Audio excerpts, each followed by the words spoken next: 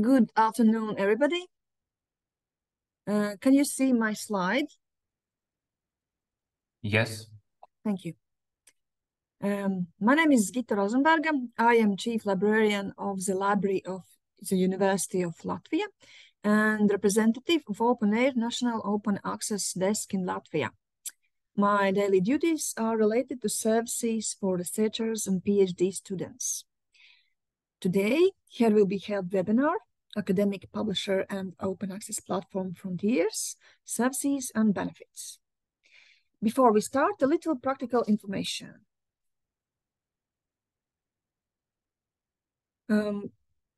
Please mute your microphone and turn off camera. You can turn them on while talking and switch them off afterwards. Please use the chat box to ask questions. And this session will be recorded. And now, with the greatest pleasure, I will give the word to our guest, Graham Bromfield, Head of Journals for the Health and Biomedicine Program at Frontiers. Please, Graham, the stage is yours. Thank you. Thank you. Let me just try to share my screen. Let me know when you can see this. Yes, yes. Okay, fantastic. Thank you. So what I'd like to do today is just very quickly, or not so quickly, we've got 30 minutes, I think, to go through some of the things that we're doing at Frontiers, what we're about, where we come from, and what we're kind of prioritizing as we're doing the work of publishing journals and articles and things like this. And then towards the end, I'll talk a little bit about some of the actual models that we use in publishing journals. And then also where you as researchers and can kind of really help and support by, coming on board as editors and things like that. But again, this is more of just an overview of where we're going. And then hopefully at the end, there'll be some time to answer some questions and have an idea about some of the other things that we're doing or some other questions you might have. So just before I do jump into this, just give you a little bit of background by myself. So I joined Frontiers nearly 2 years ago. Prior to that, I've worked at a number of other publishers in various publishing roles, starting out at Elsevier and then also moving to Tika Publishers, which is like a small German publisher, which publishes, again, medical journals in the surgical fields in English and German. But since joining Frontiers, I've primarily been working as a head of a program, which means that basically under my remit, we have a number of journals. And prior to moving over to Health and Biomed, I was working on the biosciences program. And then quite recently, I've moved over to Health and Biomedical field, which again is about 37 journals. And within that, we have a number of journal managers and kind of portfolio managers that are really supporting the work of the journals, working with editors and really trying to kind of set us out in such a way that we develop journals to, serve the researchers working in those specific fields. But we'll come to that in a little bit. So just to really start talking a little bit about Frontiers as a whole, and I think before I go into anything, I just wanted to kind of just basically mention the mission that kind of underpins everything that we're doing here as a company, and really the guiding kind of mission that we work into is to make science open so that we can live healthy lives on a healthy planet. And what we mean by that is, for a long time, the way that the publishing business, if I can use that term, has been set up is very much a subscription-based concept. So that's, as I'm sure you're aware, journals are kind of open for submissions from researchers, publishing a lot of great research. But in order to access that research, individuals or institutions need to subscribe to those journals, which has always kind of had a certain kind of barrier in place to actually the dissemination of science and helping, the knowledge that is being accrued through the work that you're all doing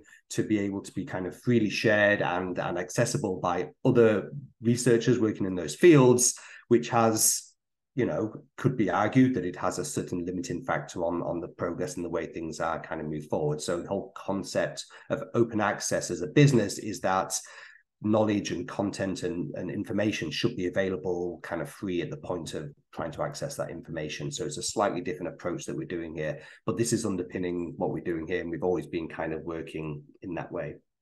And this is just kind of speaking a little bit to that as well.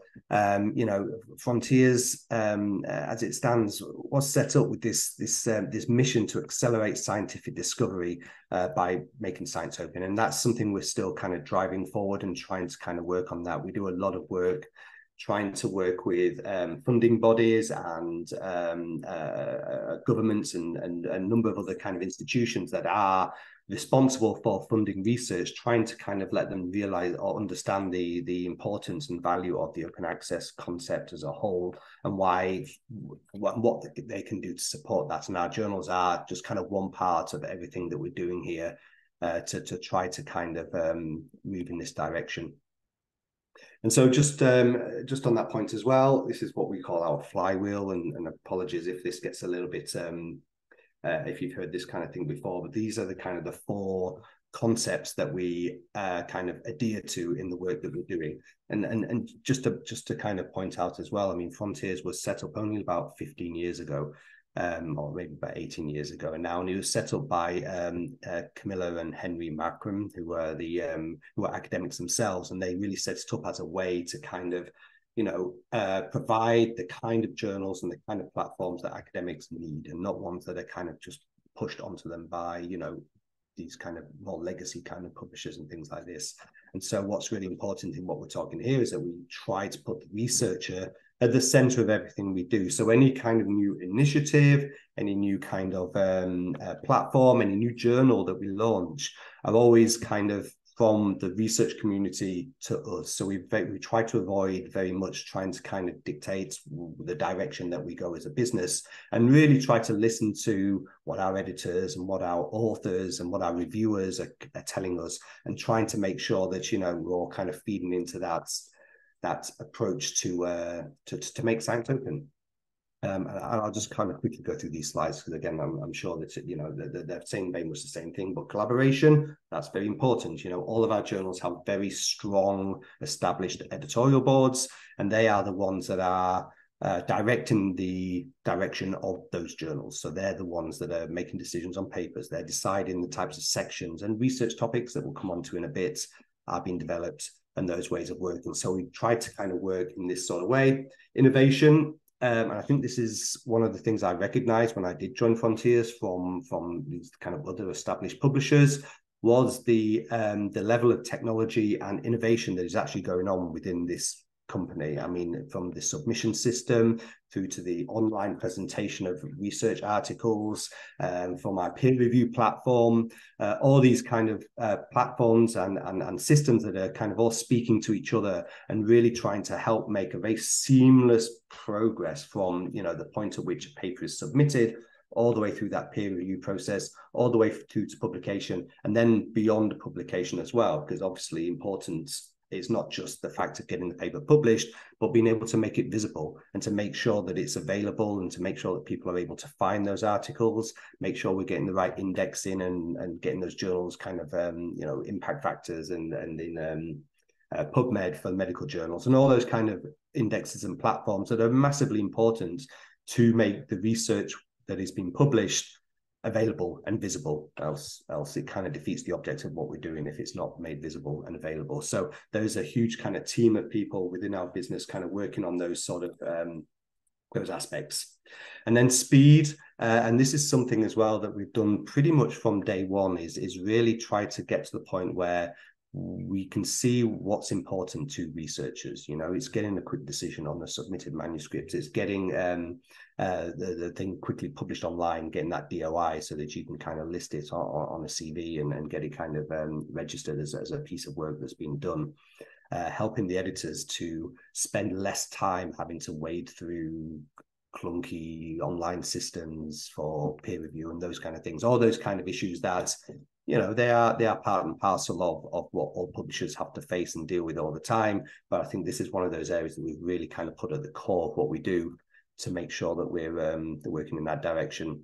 And finally, quality. So this again feeds into what we're doing on our side. So within the business, making sure the platforms are working, just as a starting point. But also, it feeds also into our peer review process and the systems that we have in place to make sure that we're not publishing bad science. I mean, there's a lot of, I'm sure you've heard and read a lot of things about paper mills and fraudulent science and, plagiarism cases and these kind of things. And it's becoming increasingly a problem that editors have to face with, and trying to find ways to be able to address those issues is something that we spend a huge amount of time doing. We actually have a huge research integrity team who are, on a daily basis, they are going into those submissions that are coming in and using both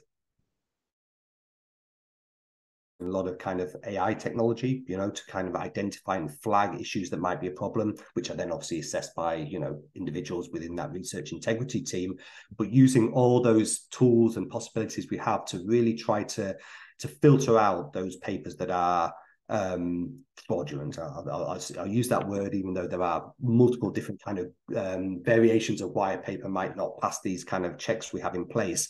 But we have many checks that are done even before the paper goes through to the editors and the review editors to kind of start, giving the real kind of scientific, review of those manuscripts, just to kind of free up the time. And again, it's all about trying to kind of find a balance between what our editors are doing and what we can kind of free them from having to do, just to make sure that every paper that deserves to get peer reviewed gets through to peer review. And during that peer review process, there is time and capacity amongst our review editors to be able to do that peer review, to make sure that the right decisions are being made as quickly as possible. Very quickly about Frontiers, and as you can see from this graph here, we've grown massively over the last few years, and I think part of that is down to, well, a number of factors. I mean, I think there was an absolute need for open access within all fields, and I think there was increasingly demand for good quality, high quality open access publications. I know one of the questions that came through before was what separates us from a company like MDPI or businesses like this, and obviously, I can't speak for what they're doing, how they're operating, but I think what we've tried to do is we've been growing and expanding, and I do have a slide on this a little bit later, just to show that although we've had quite massive growth over the last few years, we've done this while still maintaining a high level of quality and quality checks within everything that we're doing. So we've not taken the approach of growth for growth's sakes. What we've done is we've kind of grown as the need for the type of journals and the type of service we offer kind of continues to grow. So this is just kind of an indication of that.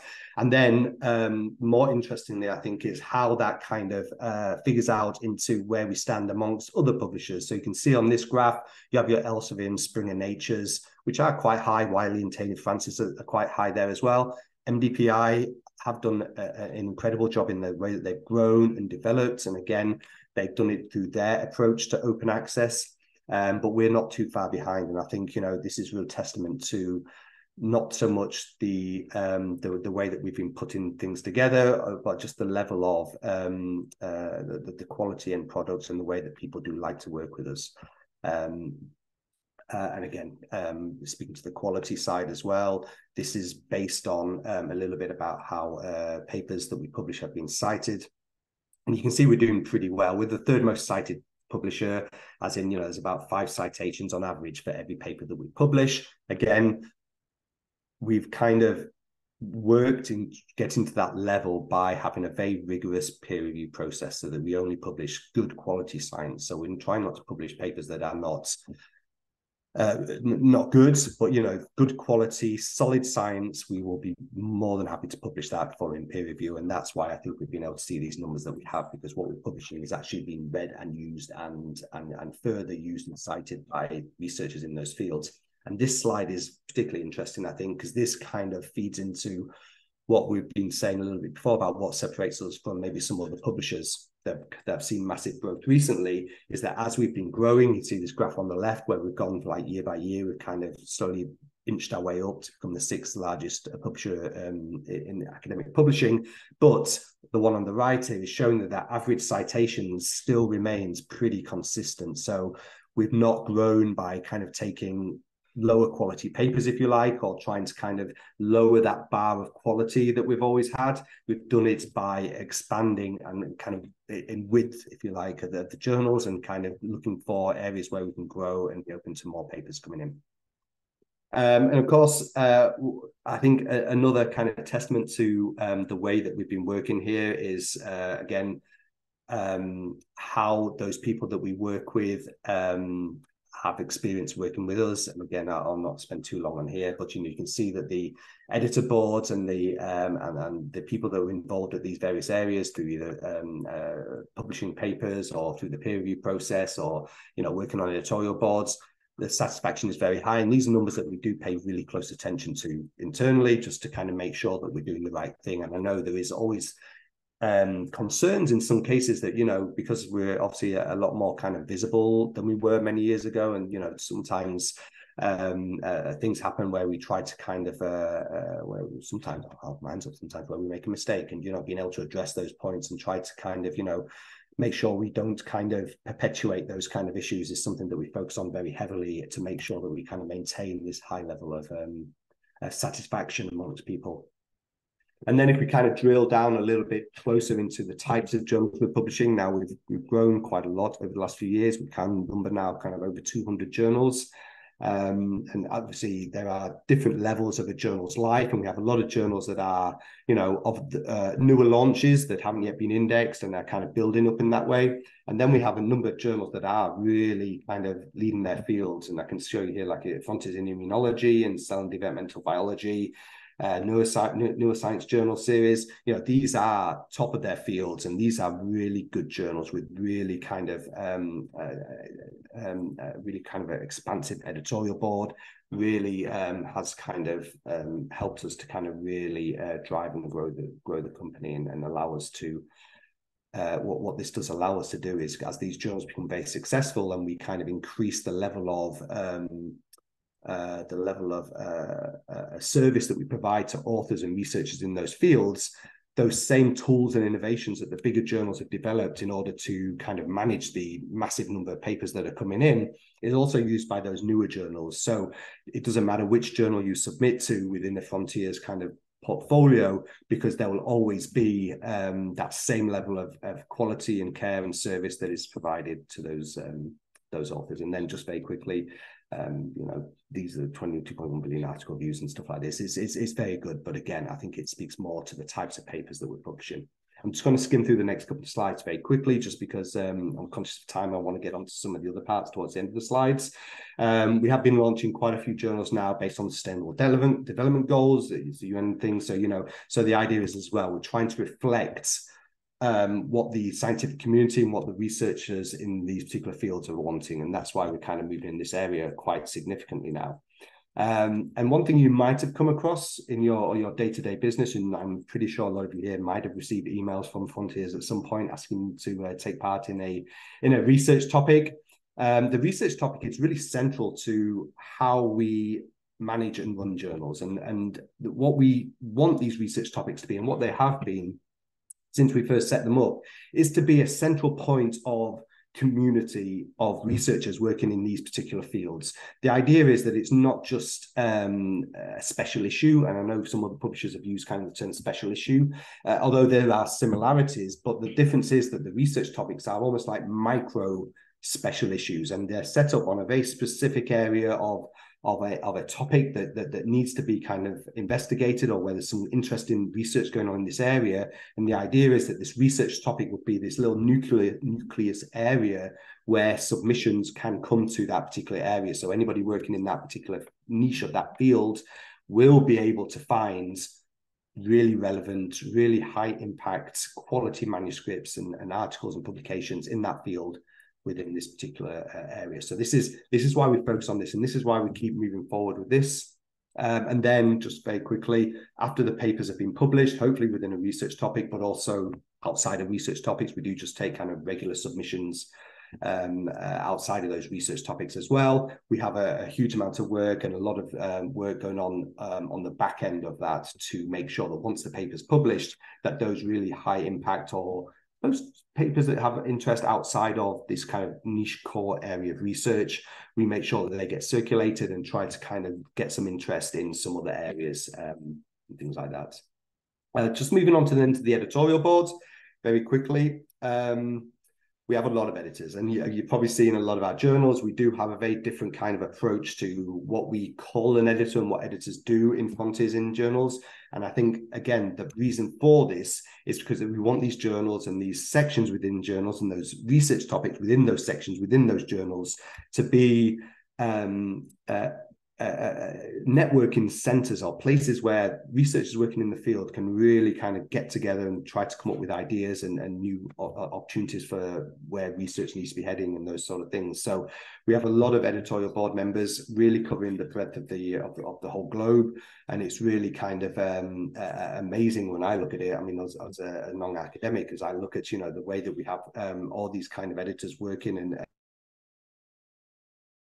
to make the journals and the peer review process really successful. This is our just an indication of the institute's running there. And again, just another graph just to show that, you know, a lot of our focus is on making sure that editors and those reviewers and handling editors, topic editors, all those people there really kind of invested in what we're doing and able to feel that actually working with Frontiers is both scientifically, academically satisfying, but also just satisfying in a general day-to-day way. You know, we try to make sure that we can support our editors, we try to support them going on there. And then this is kind of what I mentioned before, that, you know, we have a number of technology solutions along the way, along every point of this process, from submissions through peer review through to publication, dissemination, all those kind of things. And obviously all the work we do with indexes right now to make sure that journals are correctly indexed, to make sure they're kind of maintained and going to be there for a period of time that is, you know, that is, it needs to be there. Do you know what I mean? Otherwise, if people are not indexed, then it's very difficult to get any visibility for those journals. And then, like I mentioned before, we have been using increasingly artificial intelligence solutions to kind of help not take the place of the peer review process, but to be another tool to help that process. You know, there are things that can be spotted, identified by, we call it IRA, which is artificial intelligence. Crikey, now you've got me. But anyway, so this tool is there to basically help support the editors in what they're doing, to kind of flag areas that might not be visible, you know, image issues. Oh, sorry, carry on. One of the things as well, I just want to touch on this. I've got quickly one slide here just to talk a little bit about the pricing of our journals. And how we kind of set those prices. So you can see here, Frontiers is on the like the fourth, fifth from the left. We have a very kind of simplified way of pricing. We have like 5 bands of pricing. Top tier right now is like $3,200. And that basically is based on the journal, the kind of the size and impact of the journal, and where it is in its particular lifestyle. So we normally launch journals at a lower price point because obviously, you know, we're trying to kind of get those journals up and running, try to get them moving forward, and then we have different tiers for kind of different types of articles. So a full-on, you know, review paper is different from a smaller case study paper, those kind of things. Again. Open access is a author pays model. I mean, so really instead of what we've done traditionally in publishing houses is a subscription model where a library or individuals in some cases or society will subscribe to a journal and do it this way. What we've done is we've actually moved to this point of, as open access kind of sets out, is that it's a publication fee at the point of publication. So submission, there's no cost involved. It's only as the paper gets accepted that the fee is required. And you know, there are also within our processes, we have a number of kind of waiver and discount schemes available for those researchers that have less funding than others. And we know that some research funding grants do include open access fees, some don't, and you know, all these kind of things. And there are things we do through our interactions with authors to make sure that we try to avoid a barrier being created at the point of publication rather than at the point of trying to read it, which is what the old way is. So we do a number of things in this area. But I think overall we do kind of match up quite well with other open access publishers. And then you can see that the grey lines there are kind of the cost analysis of those more traditional hybrid publications that you might see from some of the bigger publishing houses elsewhere, Spring and Nature and things like that. So just very quickly, and just before I hand over for any questions, what do our editors do, and what do we ask them to do? Again, so we have actually an editor outreach team, and our journals are growing very, very quickly, as a lot of things are within Frontiers right now. So we do have a lot of outreach trying to kind of identify editors and people that have a good publishing record, people that have kind of, understand the field that's been worked in, have a good network of people working in that field. And, what we try to do is to get people on the editorial board to help support the peer review process, try to help identify other reviewers that might be able to help also contribute to that review process, and then also hosting a research topic that I'm going to come to in a minute. And these are the three core areas that we would ask an associate editor to be working on. Peer review, massively important. I mean, this is still central to any editor's role. Expanding the board, and also expanding the journal. As the journal grows, more papers come in, we need more editors to kind of help support that peer review process, because without that kind of equal growth there, we get into a situation where we really start to slow down in how quickly we can get responses back to authors, how quickly we can get the peer review process going on, and this has a knock-on effect for the types of papers we get. So we try to kind of keep that balance level. As papers start to come in and start to increase, then we can start to increase the editorial boards, and then also hosting a research topic, which is really really important.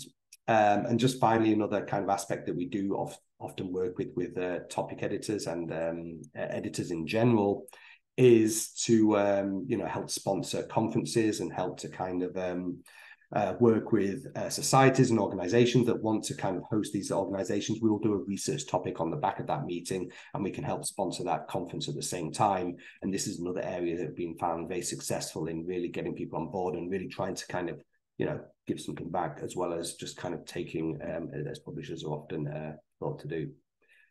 So with that being said, that's kind of where we are as Frontiers. This is what we do. This is the way that we work. I don't know if anybody has any questions or any thoughts or anything I could address.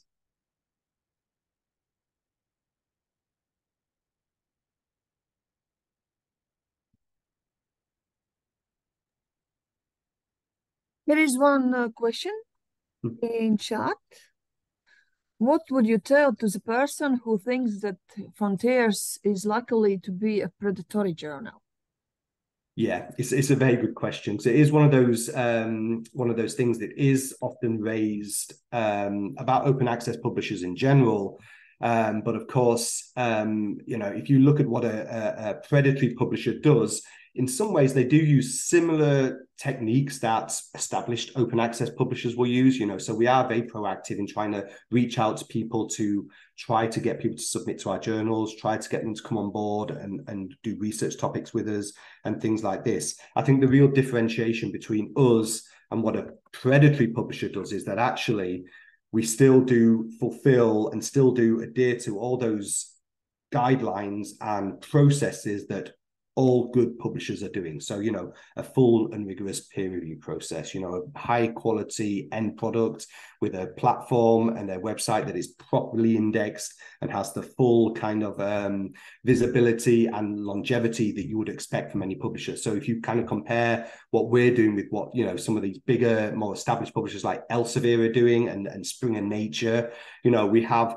really, I'm biased, of course. I'll say in some ways we're a little bit better, but on the base level, we do have that real high quality, good scientific publication kind of ethics and systems and processes in place to make sure that we're not like what a lot of predatory publishers are doing. They will just publish anything. They don't really peer review papers. They'll just kind of pull papers in and they will give it a very light touch. They'll say that it's been peer reviewed, but actually it's probably not. It's just, if it's available to be published, they will take it because they just want the money at the end of the day. We still reject around 40% of all papers submitted to us. We are not publishing anything just because it's a paper and each paper represents an APC. We still see the science and the peer review processes central to everything that we're doing. And that's really what separates us from what a predatory publisher is. if that makes sense.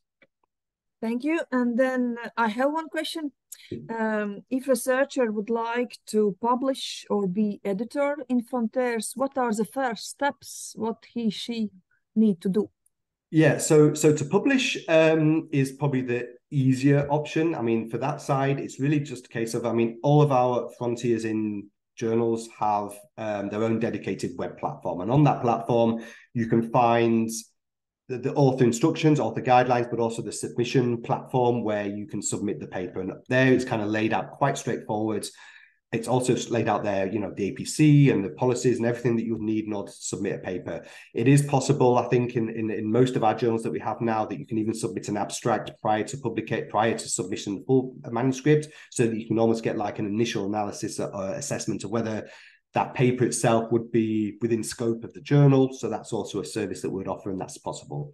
Then to be an editor, and like I say, we do have a team that are working on bringing on editors on board and kind of reaching out to people that want to be on board. But if you are, and what we're looking for is those people that have a good publishing track record, that have a real kind of knowledge and understanding of the field, and can really kind of speak both on behalf of the journal, but also have time to be able to kind of get involved in the peer review of papers as they're coming in. And my advice in those situations would be first to reach out to one of the section chief editors, or one of the field chief editors, which is like the editor-in-chief, and really just drop them a line and just put yourself forward. I think most of our editors are always open to talk to people that want to be involved in the journals.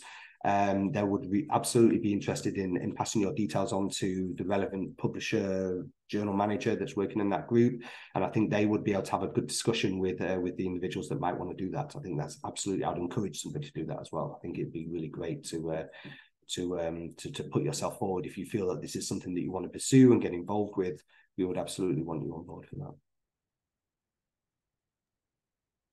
Thank you. So in chat, there is no question. Thank you very much for webinar. If there will be some questions by email, I will send you them. And yes, event is over. Thank you all for attending it. Yeah, thank you very much. Bye. Thank you for the opportunity. Take care. Bye-bye. Bye.